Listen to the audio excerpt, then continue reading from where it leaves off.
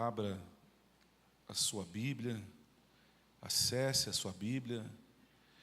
Na mesma carta que o pastor Marcos utilizou para falar sobre a ceia, segunda carta do apóstolo Paulo a Timóteo, no capítulo 4, eu quero ler alguns versículos a partir do primeiro.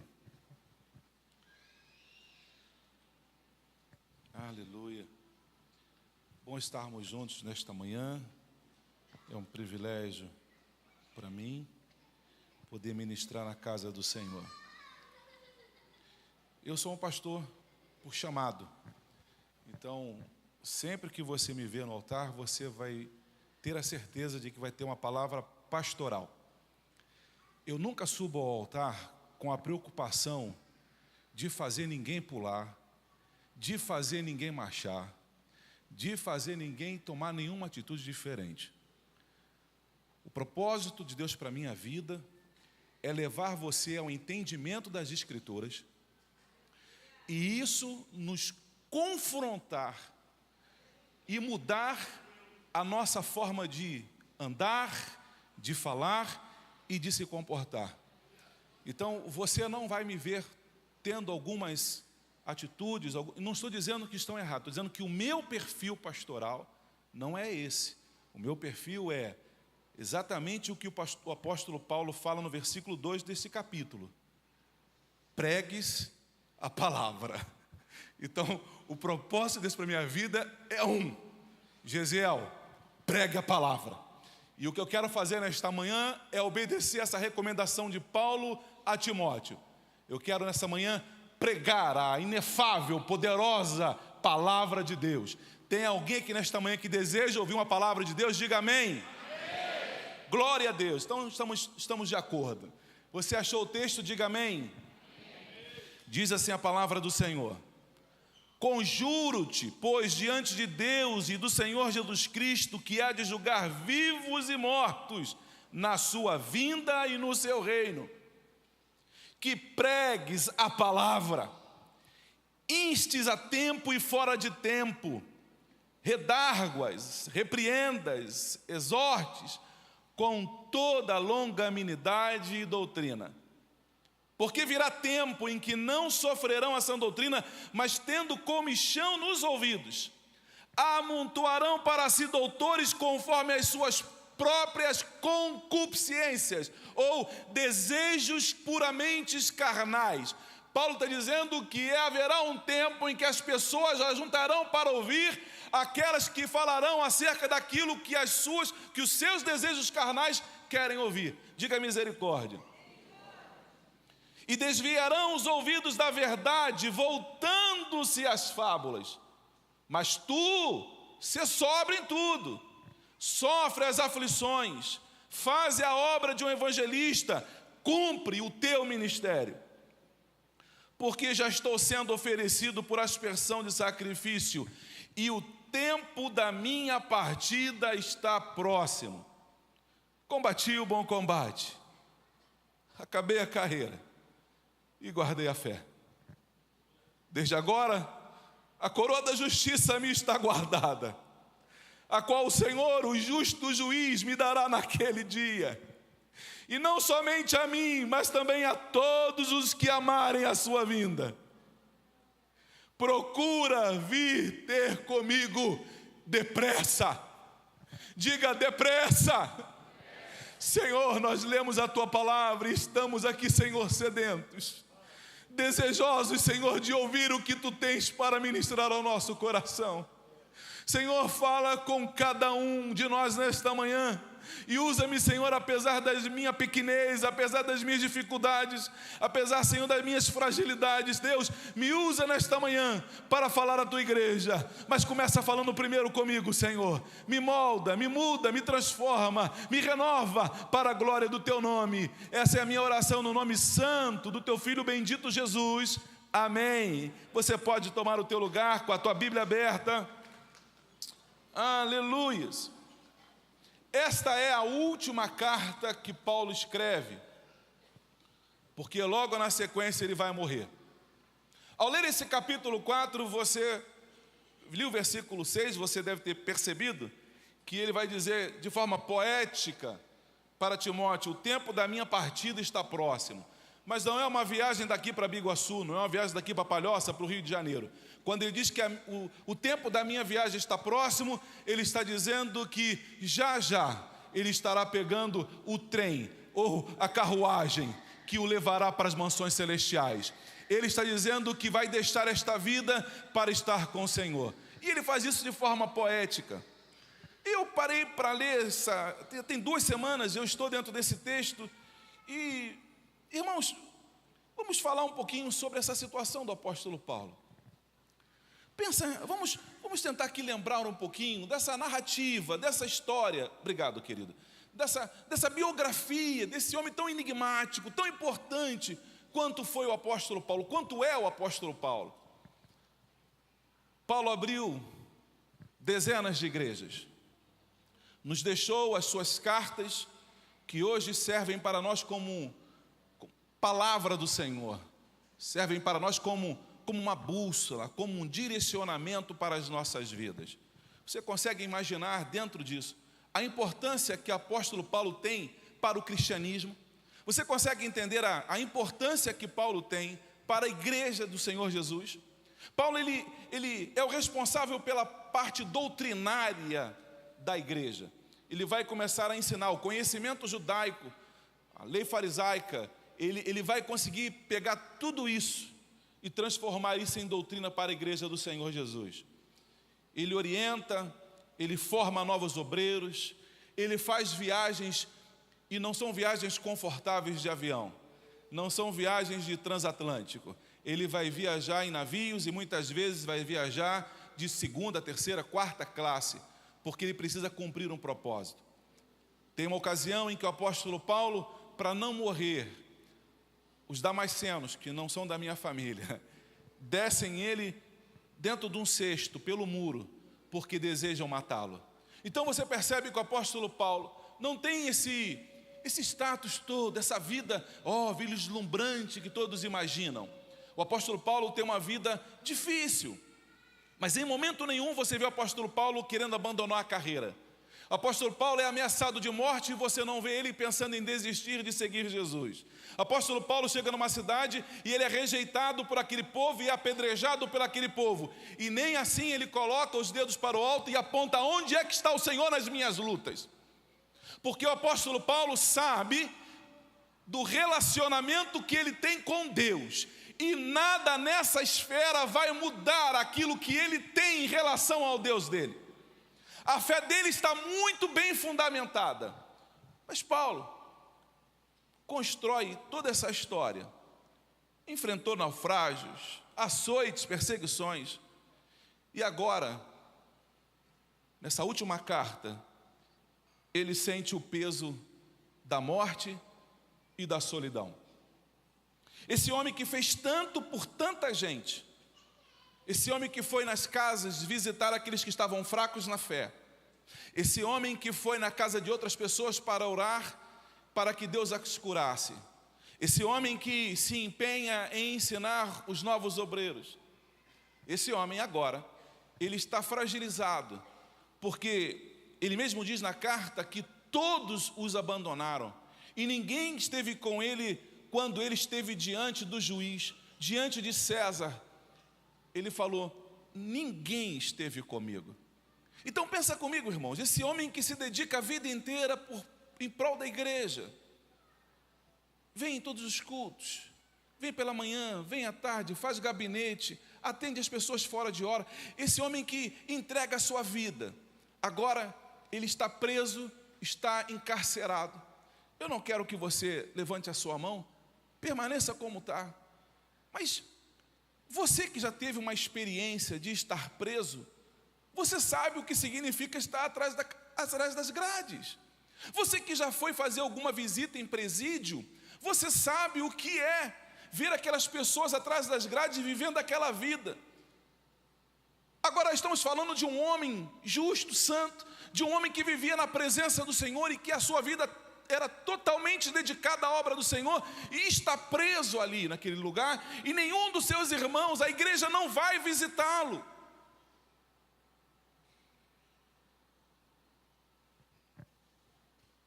Esse homem está no corredor da morte e ele diz que o tempo da minha partida está próximo.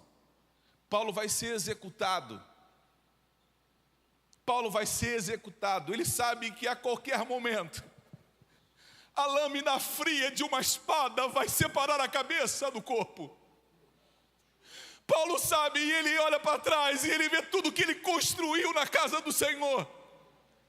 E o que ele espera agora é que os irmãos que ele visitou, que ele acompanhou, que ele ensinou, que ele tratou, que ele exortou, que esses mesmos estivessem com ele, pelo menos para confortá-lo naquele momento de vida. Mas o que ele tem é uma cela fria. O que ele tem é um povo frio. E a Bíblia diz, a palavra do Senhor diz que o apóstolo Paulo, no versículo 9, ele diz: procura vir comigo depressa. E ele diz, procura vir comigo depressa, porque ele sabe de duas coisas. Primeiro, que o inverno se aproxima. O inverno está chegando e a cela já é fria demais. Mas ele sabe que o inverno está chegando. Se ele não morrer antes do inverno, ele vai sofrer por causa do inverno. Então ele diz para Timóteo: venha depressa, venha rápido, venha logo, não te demores, não deixe que de nada te segure onde você está. Eu preciso de você aqui agora. Você consegue ver a angústia do coração desse homem? Nos Estados Unidos, o prisioneiro que está no corredor da morte, que fez algo que o juizado o levou a, não a prisão perpétua, mas a condenação de uma cadeira elétrica, ou de uma injeção letal, ou da forca, ou do paredão de fuzilamento. Esse homem, ele está com os dias marcados. Ele sabe que a qualquer momento pode chegar uma carta, um ofício do César, dizendo: execução hoje às 13 horas. Execução amanhã no primeiro horário. A qualquer momento pode chegar essa carta mandando executá-lo. Nos Estados Unidos, quando alguém está no corredor da morte, o governo americano permite que essa pessoa faça um pedido. Ele pode fazer um pedido. E algumas vezes o prisioneiro ele pede um prato específico. Eu quero macarronada italiana com almôndegas. Uau! Às vezes o que ele pede é a fotografia de um ente querido, da filhinha, da esposa. O que ele quer às vezes é beber uma Coca-Cola gelada de garrafa. Ele tem direito a fazer o seu último pedido. Qual seria o último pedido que você faria se soubesse que hoje você partiria desta vida para a próxima?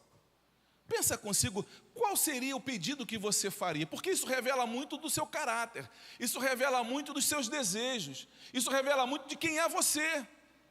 O que você pediria se estivesse no corredor da morte? Ah, eu quero morrer, mas eu quero morrer belo, eu quero fazer uma escova. Eu quero ir para a cadeira elétrica, mas eu quero fazer uma escova, para quando sair, ser instagramável. Ah, eu quero fazer as unhas, porque eu não posso me aparecer ali sem fazer as unhas. Não, eu quero ir com uma boa gravata, eu quero ir com meu bom terno, eu quero... O que você pediria se você estivesse no corredor da morte? O apóstolo Paulo fez um pedido. O apóstolo Paulo fez um pedido. E o pedido dele, o pedido do apóstolo Paulo é, versículo 13 do capítulo 4, ele vai dizer: traze a minha capa, os livros e os pergaminhos. Eu já li esse texto dezenas e dezenas e dezenas de vezes. Mas desta vez, ao olhar para esse texto, eu fiquei intrigado. Por que alguém que está prestes a morrer faz um pedido como esse, a capa? Por que um homem como esse pede os seus pergaminhos, pede as suas anotações, os seus esboços, as suas mensagens? Por que um homem que sabe que vai morrer a qualquer momento, ele pede a sua Bíblia, ele pede as escrituras que estão lá na casa de Policarpo? Por que ele pede isso? Para que ele quer ter esse material? Mas a palavra dele é: apressa-te a vir antes do inverno. E no versículo 9, ele diz: procura vir comigo depressa. Paulo não faz apenas um pedido a Timóteo. Ele clama por urgência. O apóstolo usa duas palavras gregas que reforçam esse apelo. Primeiro, ele usa spoudason. Por que eu estou colocando essas palavras? É para você perceber que não é redundância. Eu estou colocando dessa forma para você, do grego, da mesma construção da frase, uma frase curta. E eu tive esse cuidado porque parecia redundância, mas não. Paulo está sendo enfático no pedido dele. Então, spoudason significa esforça-te, faze disso uma prioridade, supere qualquer obstáculo.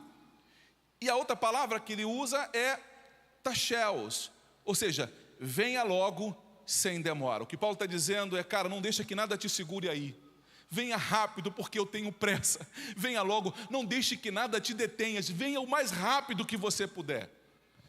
Imagina você deixou o teu esposo em casa com os filhos. Eu vou usar esse exemplo porque às vezes acontecia lá em casa. E aí você liga para a esposa.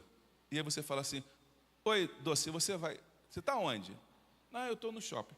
Você vai demorar? Não, por quê? Não, é que se puder, venha logo para casa. Aí a mulher fica, aconteceu alguma coisa? As crianças estão bem? Não, é que eu estou dizendo assim, se você puder, vem logo, porque... Vem logo para casa, eu não passo em outro lugar, não, vem direto para casa. Você vai deixar a mulher em desespero. Ela vai pensar, o que as crianças estão aprontando, o que elas fizeram? O que aconteceu em casa para que ele demonstrasse que há uma urgência que eu chegue?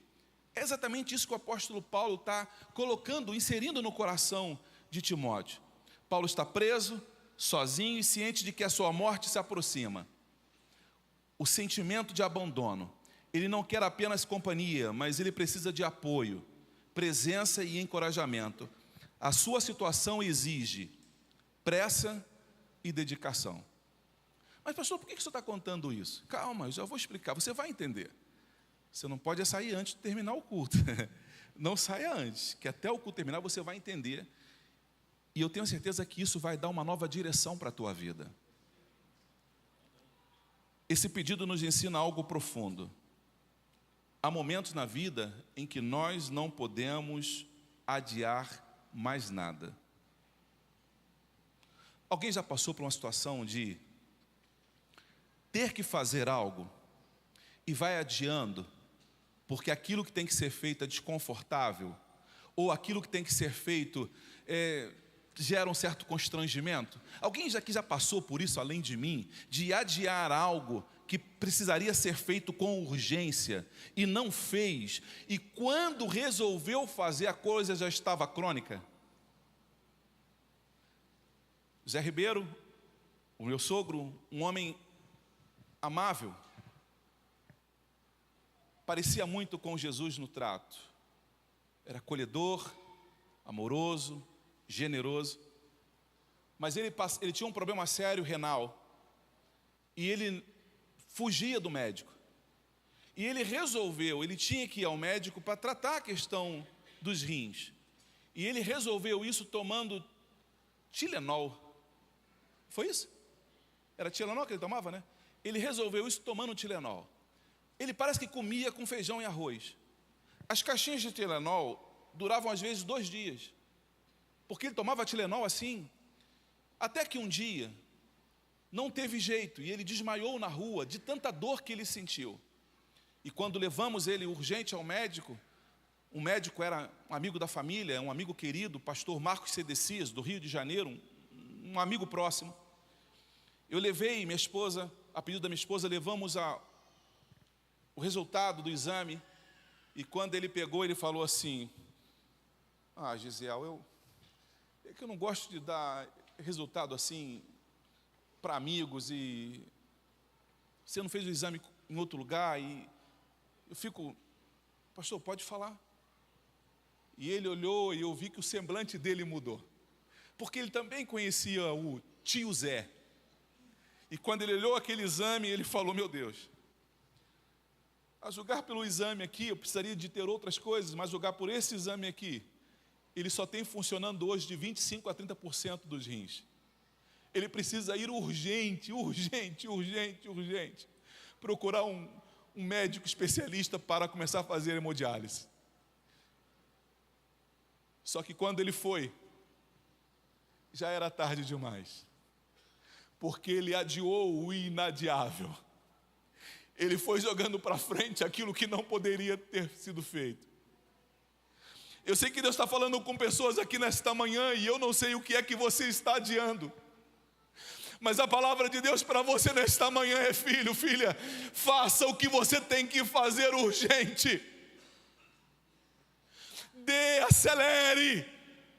Acelere, corra, porque talvez não dê tempo para você fazer o que você precisa. Mas pastor, por que Deus não resolve? Porque aquilo que tem que ser feito por você, Deus não fará. Tem coisas que eu e você que precisamos fazer, não dá para terceirizar.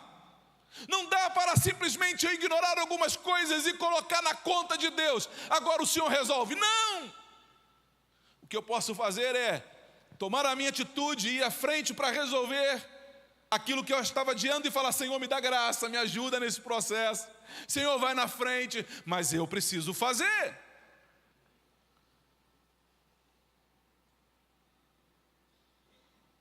Não adie.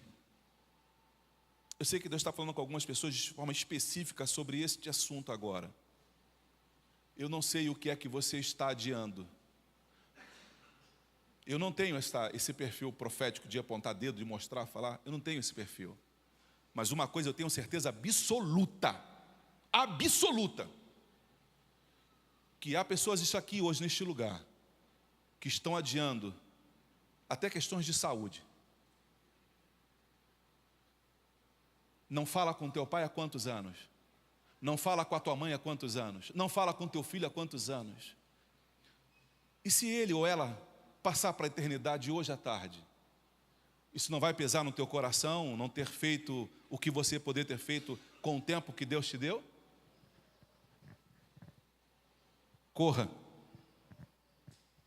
Timóteo precisava correr para estar com Paulo antes que fosse tarde. Quem ao nosso redor está esperando por nós? A quem Deus está nos enviando para irmos sem demora? Não adie o que Deus colocou diante de você. Seja a resposta urgente que alguém precisa hoje. Deus tem te incomodado com uma palavra. Eu sei que isso é uma palavra bem específica. Talvez, certamente não é para a igreja toda. Não é essa palavra aqui agora. Mas é para alguém aqui neste ambiente. Quem é que Deus colocou no teu coração uma responsabilidade para você ir ao socorro dela? E eu não sei qual é o socorro que essa pessoa está precisando. Se é capa, se é pergaminho ou se é o rolo. Eu não sei o que ela precisa, mas o fato é que Deus colocou no teu coração uma urgência para ir ao encontro de alguém para cuidar dela. A primeira coisa que o apóstolo Paulo pede é uma capa para o inverno. O pedido parece simples, mas carrega uma profunda carga emocional.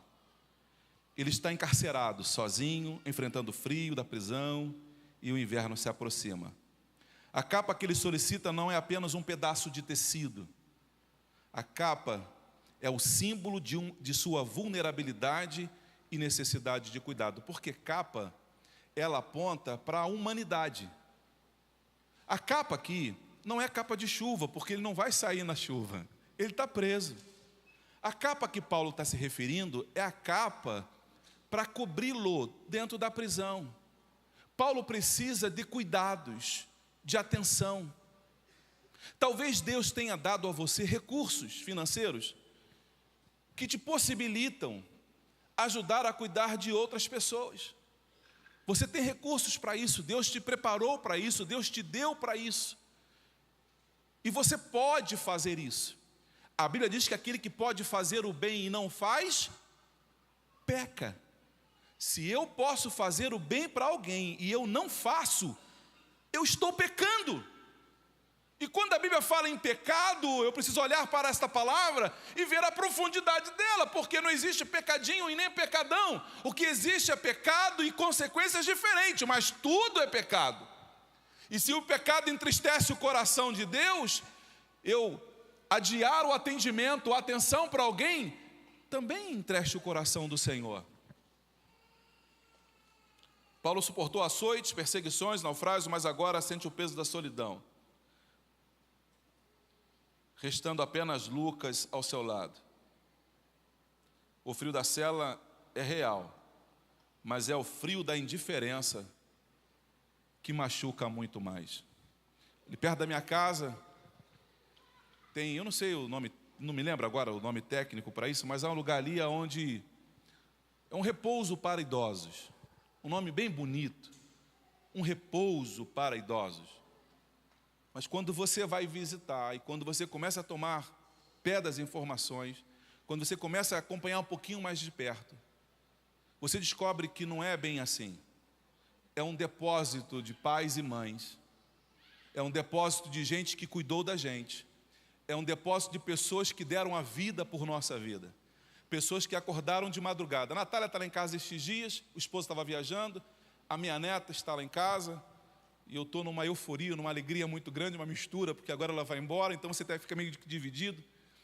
E eu falava, filha, se a Sofia acordar de madrugada chorando, chama o vovô. Pode chamar o vovô, que o vovô vem. E eu ficava na cama deitado, às vezes, com o ouvido assim, meio que, para ver se eu ouvia alguma coisa, para eu correr lá e pegar. E pensa na minha alegria de ter a minha neta deitada no meu colo e dormir no meu colo. Uau! Porque vocês devem ter visto, né? Que a gente chegou em casa esses dias, do trabalho, vou falar assim. E aí a Sofia estava lá, a mãe aqui, eu ali, e eu falei, vamos ver para quem ela vem? Vamos. E aí nós chamamos. Eu de lá, vem vovô, e ela de cá, vem vovó. Vem vovô, vem vovó. A menina ficava assim, ó. Parecia que estava assistindo um jogo de ping-pong. E de repente ela saiu numa engatinhada assim a jato.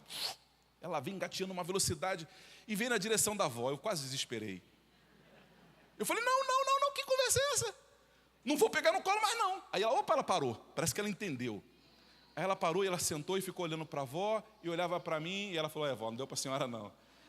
Aí ela partiu na minha direção e abriu o bração. Eu peguei, abracei. Dei carinho. Há uma relação de amor, concorda? Aí essa criança cresce, se torna bem-sucedida, e a primeira coisa que ela faz é colocar o pai e a mãe num depósito para idosa. Sabe qual é a queixa dos idosos lá quando você vai visitá-los? É que os filhos não aparecem para vê-los. Os filhos não vão lá ver. Mas se você sentar com o filho, ele vai contar um discurso bonito. Não, eu pago, aquilo é, pastor, aquilo é caro, pastor. O senhor não tem noção de quanto aquilo é caro. Eu invisto, para minha mãe eu invisto. Eu gasto uma grana, você está pagando para se livrar. Isso não é cuidado, isso não é amor.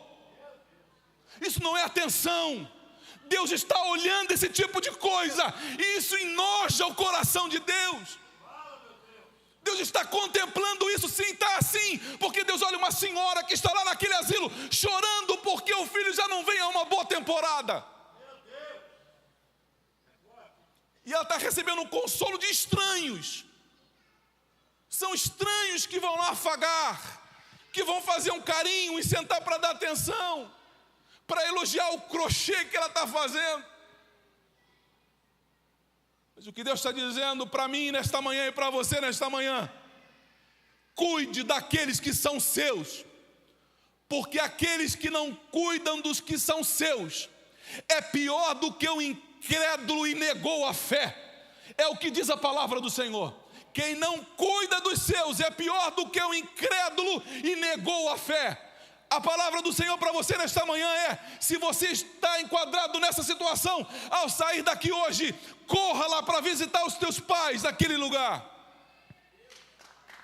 Vá lá naquele lugar visitar os seus pais.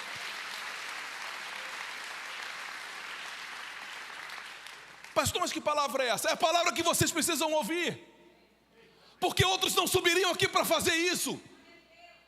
Não é uma palavra que dá ibope, mas eu não estou nem aí para ibope.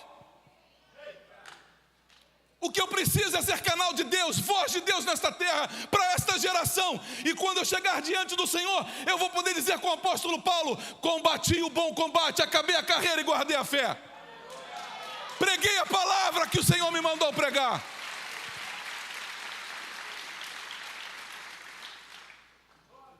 Quem hoje depende da sua capa? Quem hoje está dependendo da sua capa, da sua proteção, do seu cuidado? Pastor, eu não tenho, pastor, condições financeiras. Ok, você não pode entrar com recursos materiais, mas você pode entrar com outros recursos, e eu vou falar sobre eles agora. Reclamamos de acolhimento. Reclamamos de acolhimento. E como eu escuto pessoas reclamando de acolhimento. Pessoas que chegam na igreja, ficam uma temporada, e da mesma rapidez que vieram, elas se vão. E aí quando eu encontro no shopping, em algum lugar, elas me cumprimentam. Eu falei, tu não está mais indo na igreja? Ah, não, pastor, eu saí, eu fui para outra igreja. O que houve? Ah, pastor, a igreja lá não tem acolhimento, ela é muito grande, não tem acolhimento. O pessoal não sabe acolher, não sabe receber. Aí eu pergunto, irmãos, eu sou muito cara de pau. Aí eu pergunto, mas você acolhe? Mas você é acolhedor? Você sabe acolher as pessoas? Ou você acha que é só vem a nós o vosso reino? Nada. Você alguma vez se dispôs a ir para a recepção, estar na porta para receber as pessoas? Não, nunca. Não, pastor, é que meu papel é vir para cá para sentar e me alimentar. Isso aqui não é restaurante, não. Restaurante, a gente vai e tem garçons ao nosso dispor. Por favor, uma água com gás. Uma água com gás, por favor. É com gás. Com gelo, não, gelo não, só limão. E aí o culto acaba, procuro o pastor. Pastor, eu não gostei do culto de hoje, pastor. Não gostou do cardápio de hoje, não? Foi? Não gostou do cardápio hoje, não? Só lamento, foi o que o papai do céu mandou. Às vezes lá em casa, nem sempre é filé mignon. Às vezes, como ontem, eu fiz lá um mexidão lá em casa. E eu vou dizer, não sobra. Porque as crianças foram ensinadas assim, a comer jiló quando tiver jiló na mesa, a comer quiabo quando tiver quiabo na mesa. Mas eu preciso dar uma alimentação saudável para a minha família. E é exatamente isso que o Senhor está fazendo conosco nesta manhã, nos dando uma alimentação saudável. Pode não ser o que eu quero, mas é aquilo que eu preciso. Pode não ser o que eu gosto, mas eu vou comer assim mesmo. Vou comer assim mesmo. Vou comer assim mesmo.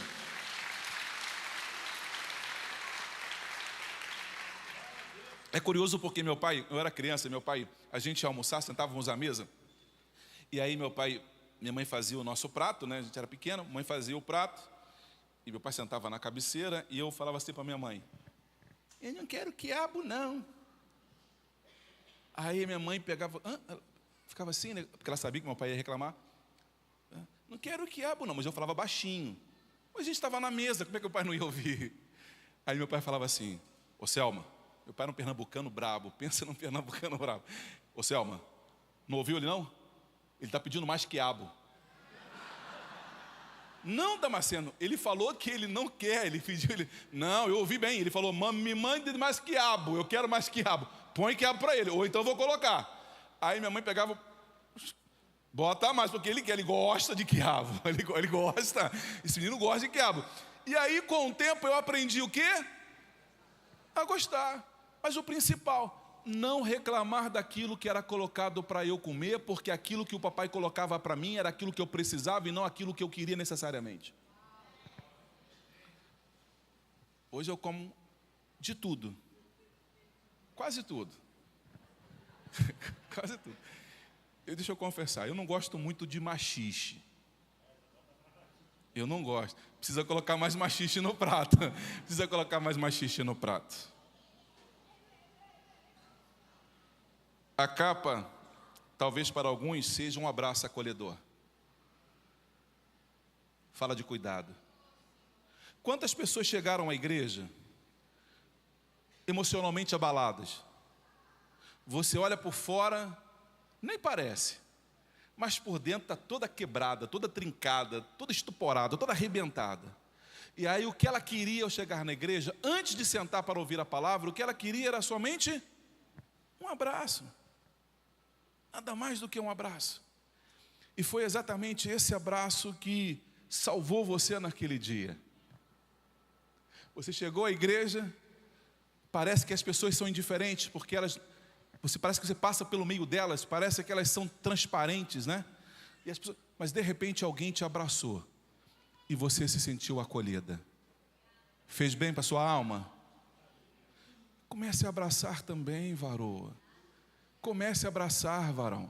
Pastor Júnior deixa bem claro: homem abraça homem, mulher abraça mulher.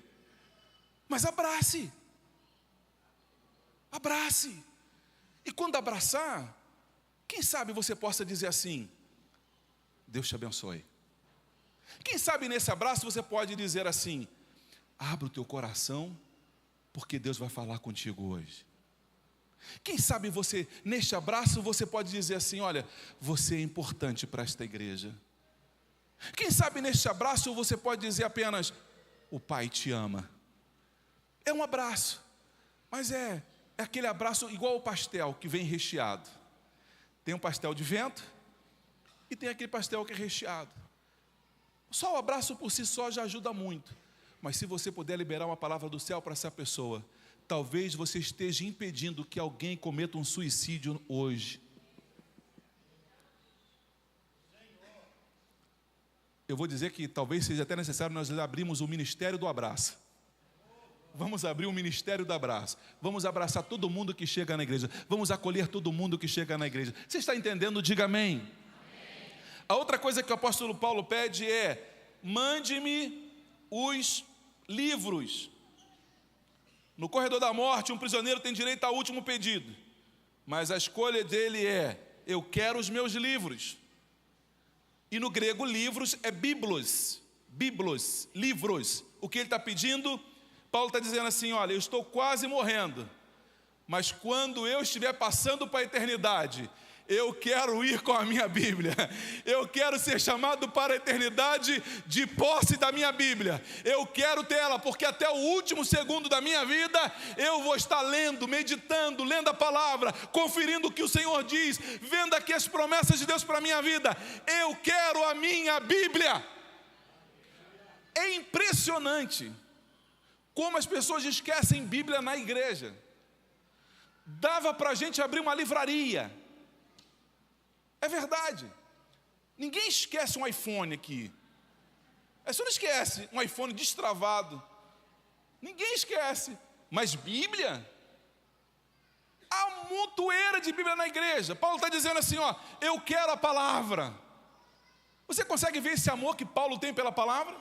Será que nós pediríamos isso no último momento de vida? Será que nós pediríamos: pastor, manda alguém que lê a palavra do Senhor para mim, me traz a minha Bíblia de casa, porque eu quero ler a palavra do Senhor hoje? Paulo está falando: eu quero a palavra do Senhor. Paulo, ele precisava alimentar a mente. Paulo, pedindo a capa, ele estava pedindo cuidado para o corpo, mas ao pedir a palavra, ele estava pedindo alimento para a sua mente. Eu vou meditar na palavra do Senhor, vou alimentar a minha mente com coisa saudável. Se até Paulo, com toda a sua experiência e revelação, sabia que precisava da palavra, quanto mais nós. O corpo pode estar fraco, mas a mente e o espírito precisam estar fortalecidos em Deus. E a única forma de fortalecermos a nossa mente, o nosso espírito, é nos alimentando da palavra. É por isso, Paulo vai dizer que há entre vós muitos fracos e doentes, e muitos que dormem. Tem muita gente, ele não fala pouco, ele vai dizer muitos. Os fracos e doentes na igreja é o resultado daqueles que não entenderam a importância de se ler e estudar a palavra do Senhor. Paulo vai dizer assim: se eu anuncio o evangelho, não tenho do que me gloriar, pois sobre mim pesa esta obrigação, e ai de mim se eu não anunciar o evangelho. Sabe como é que eu olho para o apóstolo Paulo? Alguém que está preso, mas está preocupado em compartilhar com alguém que está preso. Você sabia que Jesus te ama? Tem alguém preso do lado dele. Você sabia que o Senhor pode te tirar daqui? Você sabia que Deus pode mudar a tua história? Paulo precisava da Bíblia dele, porque ele queria transformar quem estava ao redor dele.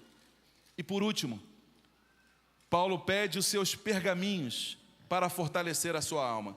Os pergaminhos aqui que Paulo se refere, do texto grego, são as suas anotações, são os seus estudos, são os seus sermões, tudo aquilo que ele anotava, que ele tomava nota dos seus estudos, as cartas, tudo que Paulo tinha. Esses são os pergaminhos que ele quer. Por que ele quer isso, pastor? Por que ele pede essas coisas que ele escreveu? Os esboços, as anotações dos versículos bíblicos. Para que ele quer isso? É que se os livros representavam a palavra de Deus para alimentar a mente, os pergaminhos tinham um valor ainda mais íntimo. Provavelmente eram as suas anotações, reflexões, estudos, sermões, registrados a sua vida inteira dedicada ao Evangelho.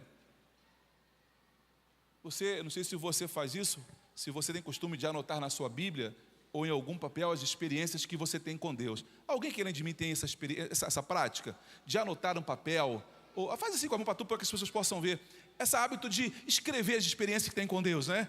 Deus falou comigo hoje e se cumpriu. Irmãos, eu não sei você, mas eu tenho várias.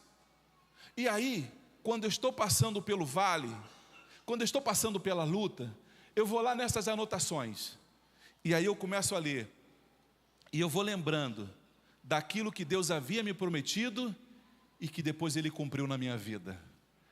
Eu vou lembrando das experiências que eu tive com Deus, não do apóstolo Paulo, não de Pedro, não, mas o meu evangelho, aquilo que eu aprendi com o Senhor, as experiências que eu tive com Deus. Por isso que em Lamentações 3:21 vai dizer: quero trazer à memória aquilo que me traz esperança. Então eu vou buscar aquilo que eu anotei, para eu lembrar do que Deus fez. E aí eu vou entender uma coisa: Deus não muda. Se Ele fez no passado, vai continuar fazendo hoje na minha vida, porque eu não deixei de ser filho, eu continuo sendo filho dele, e ele continua cuidando da minha vida. Ei, deixa eu dizer uma coisa para você: você não deixou de ser filho, você não deixou de ser filha. Deus continua cuidando da tua vida, cuidando da tua casa, cuidando do teu coração, cuidando da tua mente, cuidando das tuas emoções. Deus está cuidando de você, Deus está colocando comida no teu prato, Deus está colocando você à mesa, para dizer para você: sou eu o teu pai, quem cuido de você.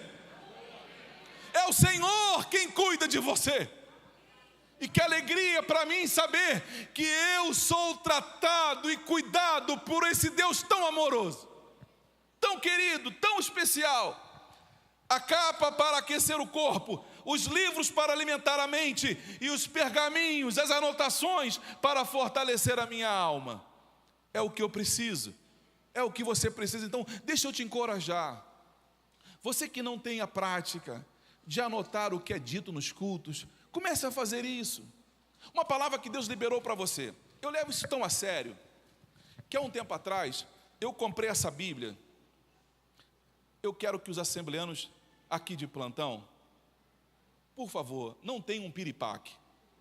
Não infartem, pelo amor de Deus, porque eu também tenho um coração lá. Também tenho, depois apaga isso, depois edita isso, tá? Eu tenho um coração, um pezinho lá. E eu comprei essa Bíblia por causa da harpa cristã, que eu amo. Aí o que eu fiz? Eu amo. Amo, mas tirou. Eu amo. Mas aí eu tirei a harpa cristã lá de trás e coloquei folhas em branco. E aí nessas folhas em branco que eu tenho, eu faço as minhas anotações, eu anoto as pregações de quem pregou aqui na igreja. Eu vou anotando tudo. Porque harpa, eu tenho várias harpas lá em casa, mas eu tomo nota de tudo. Então deixa eu dizer para você uma coisa: comece a tomar nota. Comece a tomar nota de tudo. Por quê, pastor? Como é que você vai se lembrar de que o que você está vivendo hoje é fruto de uma promessa que Deus fez na tua vida? Você concorda que a gente esquece das coisas? Pode ser que você esteja vivendo hoje uma promessa de Deus, feita a tua vida há algum tempo atrás, e você nem vai lembrar que está vivendo porque Deus havia prometido. E aí você acaba não sendo grato, porque você não se recorda. Então uma coisa que eu posso fazer é anotar essas promessas do Senhor, para quando se cumprir, eu falar assim: eu lembro desse dia. Eu e minha esposa, há um tempo atrás, há alguns anos, nós pegamos uma Bíblia que eu tenho lá em casa e nós descrevemos a casa que nós queríamos. Na época, eu morava lá no Pinheiro. Você deve conhecer o Pinheiro dos jornais das milícias. Nós morávamos lá. E nós descrevemos a casa que nós queríamos. Já estava morando aqui em Floripa, anos e anos depois, e eu pego a minha Bíblia, na última capa, e eu vou olhar, e eu vi a data do que nós havíamos pedido. Eu lembro que foi em 1996. E olhando para aquela relação, da descrição da casa que nós estávamos pedindo ao Senhor, morando na favela. Agora, ao ler, alguns anos depois, aquelas anotações, parecia que nós tínhamos feito aquelas anotações de dentro da casa nova. De dentro da casa nova. Não ficou um item fora. Tudo que nós pedimos, 3 quartos, escritório, suíte, banheiro, tudo que nós pedimos, tudo, num bairro extraordinário. Aí Deus falou assim: o bairro você deixa que eu escolho, porque você não sabe onde você vai morar. A casa eu dou como você pediu, mas o bairro, meu filho, sou eu que decido por você. Então, irmãos, quando eu estou passando pelas minhas crises de fé, porque olhem para mim, eu também passo pelas minhas crises. E quando eu estou vivendo essas, eu recorro às minhas anotações, aos meus pergaminhos. Aí eu vou lembrando dos feitos de Deus na minha vida. Porque uma coisa é eu lembrar do que Deus fez na vida de Davi. É eu lembrar do que Deus fez na vida de Moisés, do que Deus fez na vida de Paulo. Mas outra coisa é eu ler e me lembrar daquilo que Deus tem feito na minha vida e na minha casa. A minha fé é fortalecida no Senhor. Agora eu preciso dizer para você uma coisa. E a gente caminha para o final. Mateus capítulo 28, versículo 20, Jesus diz assim: eis que eu estou convosco todos os dias, até a consumação dos séculos. Então a certeza que eu tenho é que Deus vai estar com você nos teus invernos. Se Deus vai estar contigo nas tuas primaveras, Deus vai estar contigo nos teus verões. Mas Deus também vai estar contigo nos teus outonos. Mas diga assim, mas Deus estará comigo nos invernos da minha vida. Eu sei que eu terei o amparo do Senhor. Eu sei que eu terei o cuidado do Senhor. A palavra de Deus nesta manhã é uma palavra vindo do coração do Pai para dizer para mim e para você: ei, filho, filha, eu não me esqueço de ti. Eu tenho uma capa preparada para você, porque eu vou te aquecer nos invernos que você passar. Eu tenho a minha palavra, aliás, eu já lhe dei a minha palavra, que vai alimentar a sua mente. Filho, filha, passa a tomar nota daquilo que eu tenho feito na tua vida, porque isso vai alimentar também o teu coração. Jesus enfrentou o inverno mais cruel na cruz, a solidão mais profunda e o abandono mais doloroso, para que nunca mais nós andássemos sozinhos. Tudo que Jesus suportou naquela dura cruz, Ele suportou por uma única razão: Deus nos ama desesperadamente. Deus nos ama a ponto de João dizer: porque Deus amou o mundo, e ele vai dizer de tal maneira. Ele usa a palavra tal porque ele não encontra outra palavra para descrever a intensidade deste amor. Então ele diz: me amou de tal maneira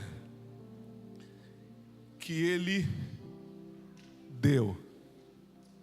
O nosso Deus é doador, Ele é generoso. O seu único filho, para que todo aquele que nele crê não pereça, mas tenha a vida eterna. Eu quero aproveitar a presença do coral aqui nesta noite, nesta manhã, e eu queria chamar você. Talvez seja uma única pessoa, mas isso não me importa. Tem alguém que está passando aqui um inverno muito rigoroso, já está passando um inverno rigoroso. Mas Deus te trouxe aqui nesta manhã para trazer uma palavra ao teu coração, e eu quero orar por você. Você que está passando por um inverno terrível na sua vida, levante agora do teu lugar e eu vou orar por você. Mas tem que ser agora, porque o meu tempo já se findou. Pastor, estou passando o pior inverno que eu poderia passar, pastor.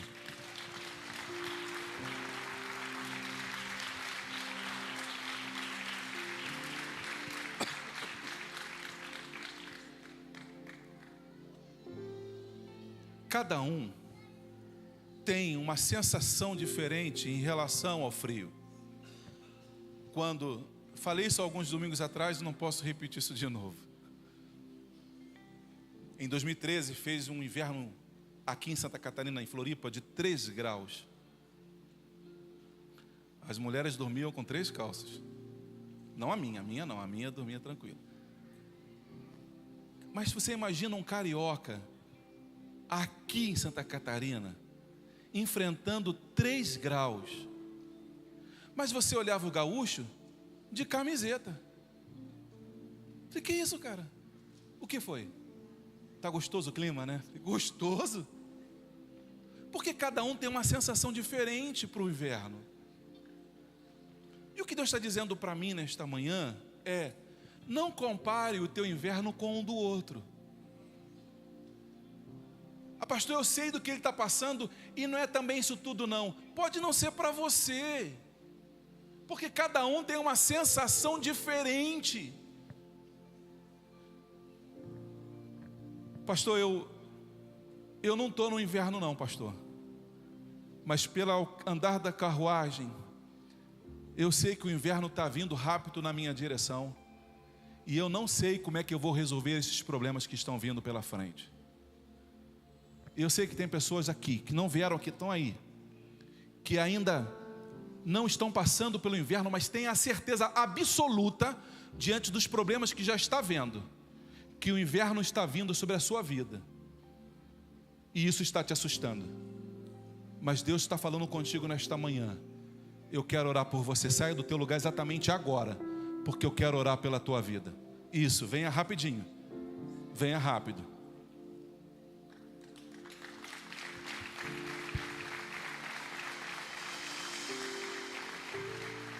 Venha rápido.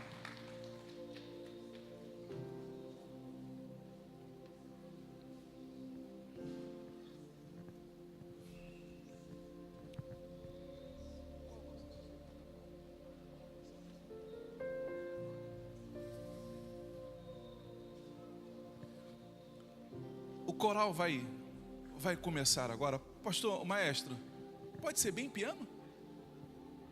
Eu vou fazer uma oração por eles. Eu vou orar por você que veio à frente. E em primeiro lugar eu quero dizer para você uma coisa.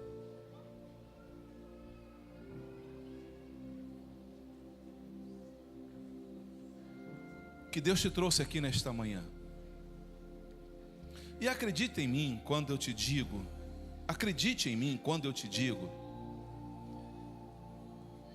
que essas palavras que eu estou liberando do altar não tem o propósito de mexer com as suas emoções. Quem me conhece sabe que esse não é o meu perfil. Então eu preciso dizer, foi o Senhor quem te trouxe aqui nesta manhã para falar conversa de pai com filha. Senta aqui do meu lado. Vamos conversar. Foi o Senhor quem te trouxe aqui nesta manhã. Então eu quero orar por você agora. Você tem o seu tempo para você falar com o Senhor. E eu vou orar a Deus agora pela tua vida, pela tua casa, pela tua família, pelo inverno que você está passando e por esta nuvem negra que você vê se formando lá no norte, vindo em direção a você e a sua casa. Senhor, a tua palavra nesta manhã foi liberada à tua igreja, foi liberada ao teu povo, Senhor. A tua palavra, falando de si mesmo, ela vai dizer que ela é mais penetrante do que a espada de 2 cortes, de 2 gumes, de 2 lâminas. Não há impedimentos para que ela possa penetrar no coração humano e fazer a divisão entre a alma, espírito, medula, intenções do coração. A tua palavra, ela vai alcançar o coração ainda mais distante, mais seco, mais duro, mais resistente. A tua palavra, ela vai entrar no coração, porque a tua palavra vai cumprir com o propósito pela qual ela foi liberada. E nesta manhã o Senhor trouxe os seus filhos à tua casa para tratar com eles acerca daquilo que os está angustiando, entristecendo, destruindo e desmoronando, Senhor. Tu trouxeste nesta manhã para fortalecê-los na esperança, para dizer que o Senhor está mudando agora o status quo, que o Senhor está mudando agora a realidade. Pai, sopra sobre esta nuvem e manda esta nuvem para longe, Senhor. Oh Deus amado, esse inverno antes do tempo, afasta e tira da vida dos teus filhos, Senhor. Traz livramento a esta família, a esta casa, a esta vida. Senhor, entra com provisão agora. Mas eu te peço, Senhor, coloca também a tua capa, o teu manto. O teu filho, quando estava prestes a subir a cruz, os soldados arrancaram a capa dele. Mas arrancaram a capa dele porque ele tinha uma capa melhor para receber das tuas mãos, Senhor. E eu quero te pedir, Senhor, agora nesta manhã, envolve os teus filhos com a tua capa nesta manhã, Senhor. Cubra com cuidado a necessidade de cada filho, de cada filha. Seja uma necessidade física, material, seja uma necessidade, Senhor, emocional. Pai, vem ao socorro do teu filho, ouça o clamor dos teus filhos, Senhor, tal qual Paulo clamou pedindo a capa. Pai, no nome de Jesus, Senhor, nós te apresentamos os teus filhos, Senhor. Nós te apresentamos, Senhor. Nós te apresentamos, Senhor. Nós te apresentamos, Senhor.